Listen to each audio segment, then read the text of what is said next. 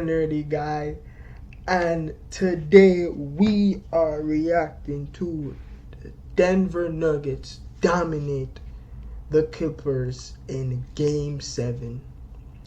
This game played last night, by the way.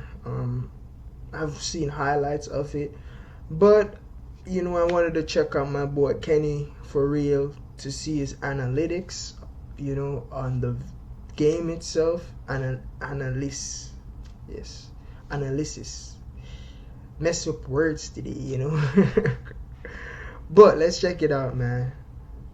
Ladies and gentlemen, let's talk about it. We were all hyped. We were all so very hyped for Game 7. Cue the Zaza Pachulia clip. I get everything done today. I'm like, hey, once this game tip off at 6:30, don't nobody call me, don't nobody text me. This is Game 7, baby. And the winner gets to lose to OKC probably. But damn it, Game 7 is supposed to be electric. Damn. Kenny, that's how you rocking though? You have OKC going all the way? I mean, he didn't say that, but he said the Clippers or the Nuggets, which we already know who won, and by the title, dominated, So you're saying the Nuggets gonna, I don't know. But hey. You get something that happens today every so often, where at one point the Nuggets are up by 35 points. And it's not officially over, but maybe Kobe Brown should have been playing from the early part of the series, Devin, because they put the starters back in, but now Zeke Nnaji on the court, so Zeke Nnaji is playing in a playoff game. You know what I'm saying? Let's talk about it, man. Let's talk about it. You just said Cody, right? Came out there and shit the bed. There are a lot of things that bother the hell out of me from this Clippers performance. In my notes to start off with, I'm like, okay, Derrick Jones Jr. starting on Jamal Murray. That sounds great. Derrick Jones Jr. scored the first 7 of 9 points. He had a 3 and 2 made layups, and it was perfect. And then it very quickly shifted to, oh my God, the ball is finding this man way too often. I love Derrick Jones Jr. I love Chris Dunn, but they should not touch the ball that many times in a Game 7. It's like the Clippers played so hard to get to 7. Who is Chris Dunn? Who is Derrick Jones Jr.? The Derrick Jones Jr. is just an athletic guy, a dunker. And Chris Dunn is just a defender.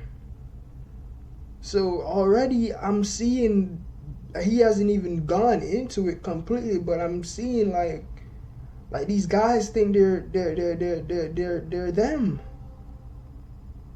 Breaking the plays, shooting jumpers, or is it Ty Lue? It doesn't matter. That's why you're home.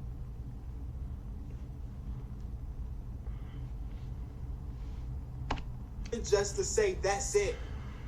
And what this is today is not February. I'm sorry, not November 22nd. There is no other world other than it being a random regular season game.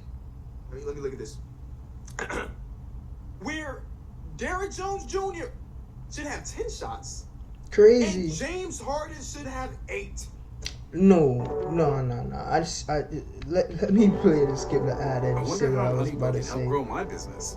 Because, bro, Harden, Derrick Jones Jr. had more shots than you? This is unbelievable. No wonder why you lost. Derrick Jones Jr. had double-digit shot attempts, and Harden didn't. In a Game 7, win or go home.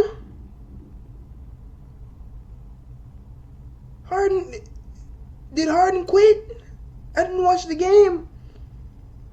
But he's 8 shots trying?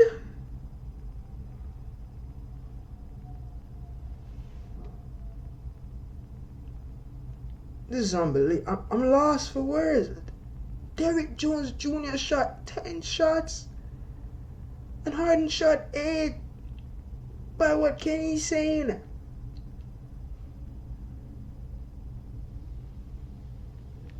Did he forget? Did he forget this was Game 7? Oh my God. That's the same way I'm reacting like right now. Like, is this for real? Bro, did they switch bodies? Did Derrick Jones Jr. and James Harden switch body before the game 7? Did they make a bet? What happened? This is crazy. I can't believe it. And let me say it again. Derrick Jones Jr. shot the ball more than James Harden in a game 7.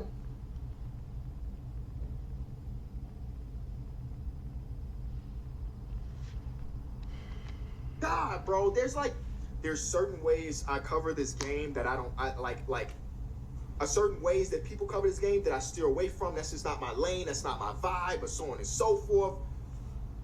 James, bro, I love this season for him, all things considered, right? Kawhi Leonard misses more than half of the season. This Clippers team wasn't projected to do anything, and James makes an All-Star appearance. He make an All-NBA appearance. So he did have a fantastic season, and he gives them nothing. Go out with a bang. I'm not trying to hear the assist numbers are the assist numbers, but I promise you, if the Clippers were playing, go out with a bang. 8 shots.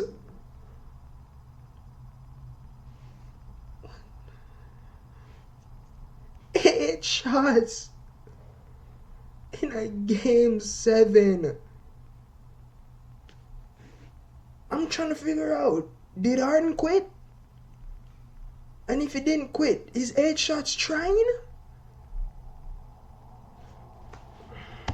If the Nuggets were playing his zone against you would find the man in the middle to shoot the shot. So miss me with that. This was a stinky James game, man, and that's not even my bag. That's not how I cover this sport. But for it to be a game 7, I just needed, and I don't care who wins, I just needed James Harden to be better. The Clippers needed James Harden to be James better. and Kawhi were in their duff, like 60 points combined. They were that nice. And for us to get just to had a game good game 7, I felt 6. like they played one quarter of basketball. Bro, something must have happened. This ain't even really. Something happened. He had like, I think it was either 27 or 28. I'm not sure, but he had over 25 points in game 6 and they won that game. You're telling me in a game 7, 8 shots.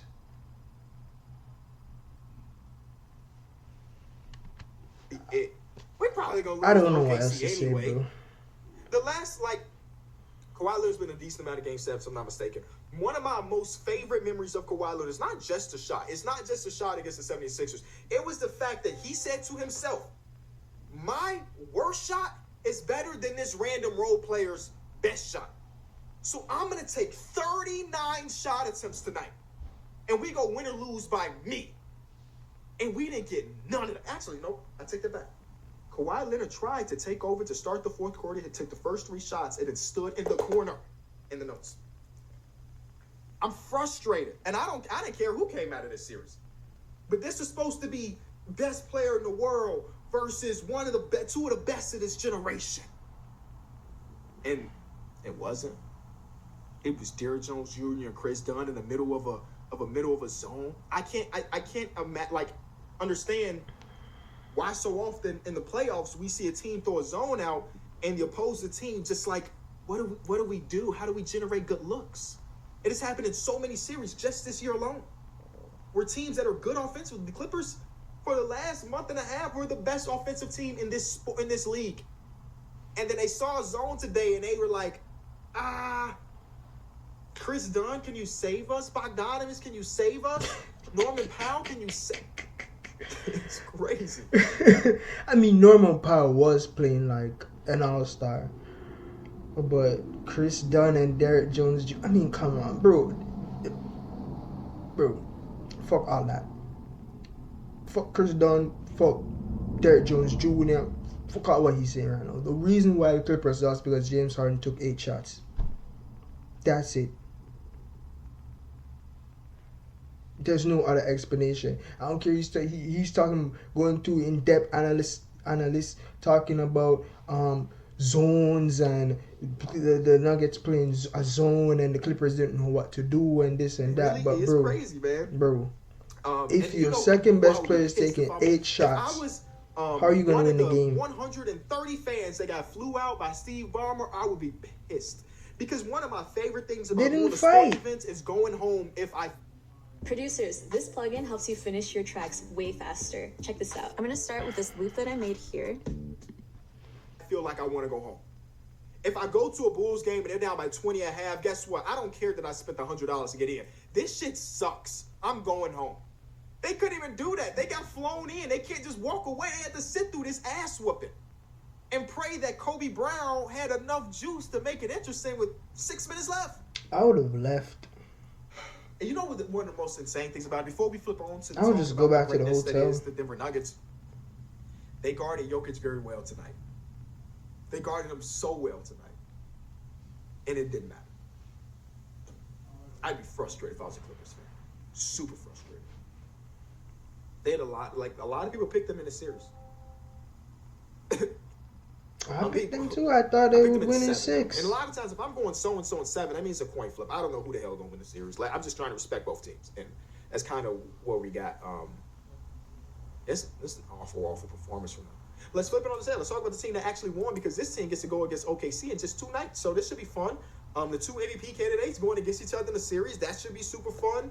But we're not doing a preview. Let's talk about this Game 7 for the Nuggets. They look really good throwing out that zone.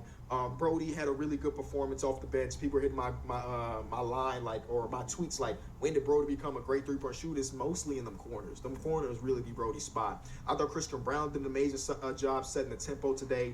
And I got to give a lot of credit to Michael Porter Jr. because in the beginning of the series, I think it was Game 1, he played off.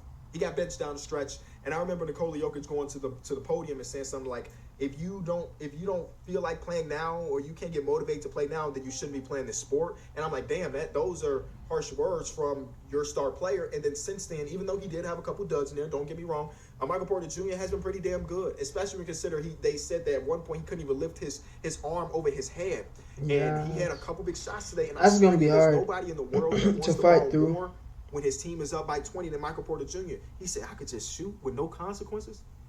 And I think he feels like if he hits that contested step back 3 when they're already up by a lot, he gonna bring the house down. And he did. The Denver fans were amazing today from the very start. And that's pretty dope. We got to see, and I'm going to a Game 7 thinking, hey man, they got to be ready to ride their starters and ride their stars. This is not a Denver Nuggets team with a ton of depth, right? So we shouldn't we may get a stint of Peyton Watson, and if that goes bad, then no more. We shouldn't get to see, DeAndre Jordan. He came in and he actually had 2 stints, and it was like, all right, not that bad. And that was when they really started to muck it up, if you will, with that zone when it was not Jokic on the court. And then to start the 4th quarter, they were up by so much that Jokic got to rest until Kobe Brown. I'm gonna mention his name again because he's the best player for the Clippers today. When Kobe Brown came in and made it interesting, all of a sudden, yeah, man, this was a game that I was highly anticipated, and it didn't work out the way we wanted it to. Which again, that is okay. That's fine. Hopefully tomorrow's Game 7 gets us something more interesting than this. But now we got to start thinking about the Denver Nuggets versus the OKC Thunder. OKC ain't played in a week. That's kind of crazy to think about. They just been chilling, waiting to see who they was going to go against. And it's going to be the good old-fashioned rest versus rust. A team that just went to a dogfight of a Game 7, and in this Game 7 we had an overtime game. Or not in this Game 7, but in this 7-game series we had an overtime game. Or the team that smacked that ass and then just been chilling at the crib waiting to see who their opponent is. Who's going to be ready the most? For what it's worth, I'm taking OKC in 6, like my final prediction there. But I can't put anything past this Denver Nuggets team. Just can't. I think the one part that OKC is going to win at is like just having that immense amount of depth that like there's not a mini roster or lineup constructions where you feel like the Denver Nuggets will have the better lineup. I'm just thinking about scary, why right? James Harden There's shot times 8 where in shots. this series you're like, That's literally all I bet. just Aaron Jones just on the sitting floor, here while bet. you Ben talking. Simmons was on the floor early in the series, bet. Bogdanovich on the road in this series, bet. Norman Powell on the road this series, bet. I don't really get a lot of that with OKC. You're going to have to pick your poison, right? So, Aaron Wiggins might get I haven't, but in in the series, fairness, but though, I haven't been watching a lot of OKC games, so I don't really know what to expect from them. I can't believe how many times the ball found. But I'll make a prediction soon enough. I can't believe it. And did I say this? I think I said this about Kawhi not being aggressive enough. Yeah, he just wasn't what we wanted as a fan of this sport. I gave him so much praise after that one game where he was electric, and I said it was his best playoff performance since that one game. Was that Game 2 versus the Suns a few years back? he didn't really give us a performance like that since then. It was like that was all he had in the tank, and that's kind of sad. I don't know what happens next with the Clippers.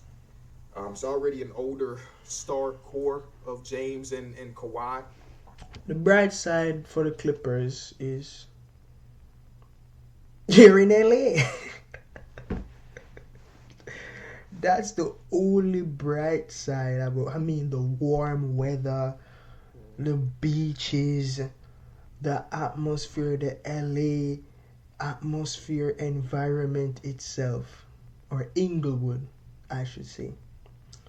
That's the only thing bright about the Clippers. So at least you have that to hold on to. But in terms of basketball,